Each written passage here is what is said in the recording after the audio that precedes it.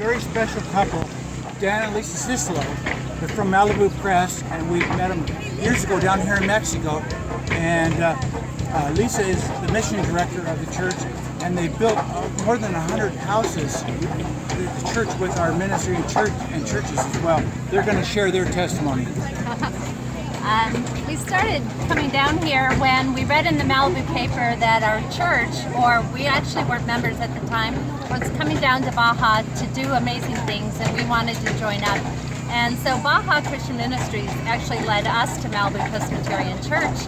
We've been members ever since, and we come down here because we just love the people, we love the Lord, and it brings us just so much joy to be here. We love coming down. It's been our thing for 25 years, sometimes twice a year, and we find great joy in the Lord serving others, and we get a better understanding of what we're supposed to be doing down here on this earth.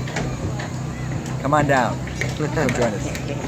That's very, very important. It goes back to the beginning of the ministry when Steve and Rita Boffman brought their family down to be missionaries in a community local very close to here. And here we have Dan Sislo that was on their way to meet a group down here, but he has a story to tell you how God led him to the Boffmans. So Lisa and I had come down a year earlier for our first time and found out about what was going down here.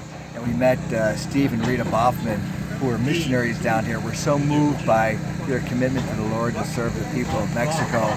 We were very moved. We decided we'd come back sometime. And about a year later, I came down to meet up with the Baja group. And unfortunately, no one was there to meet me at the border crossing.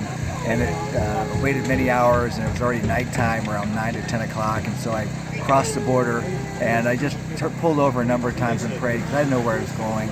I was trying to find my group, but no one was there at the border. And so I eventually crossed over into Tijuana at nighttime and prayed about it, and I just drove. And I just kind of drove down one street, and lo and behold, I saw one house that seemed a little bit nicer than the others. I knocked on the door, and there the door opened. It was a sleepy Steve Boffman, and I was just shocked that he looked at me. He says, "What are you doing down here? How'd you get here? How'd you find me? I get lost coming in my own house." I said, "I don't know. I just prayed, and the Lord led me here." And then he looked around and found a place where he thought we would go. But the irony of it is that his car wouldn't start.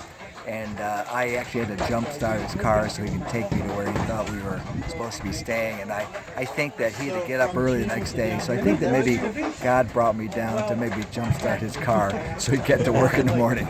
I think that's what it was really about. So thank you, God, and thank you to Steve and Rita Boffman for all you guys have done in the past.